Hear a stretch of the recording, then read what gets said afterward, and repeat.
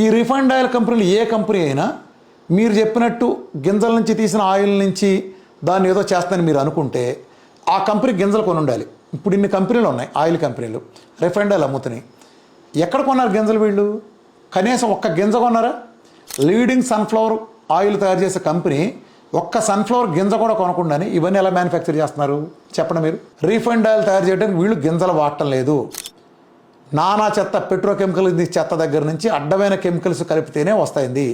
ఏ రకంగా rate work out అవుతుంది మీరు చెప్పండి. 300 రూపాయలు మనకి రైతు దగ్గర కాస్ట్ పడతాంటే తీర్చడానికి, మీరు ఇక్కడికి వచ్చేటప్పటికి 100 రూపాయలకే దొరుకుతుందంటే వాడికి ఏ రకంగా వాడు ఆ 200 రూపాయలు మనం స్పాన్సర్ చేస్తున్నాడా చెప్పండి? వాడు జేబులో తీసి మనకి ఏమైనా స్పాన్సర్ చేస్తున్నాడా? ఎలా కుదురుతుంది?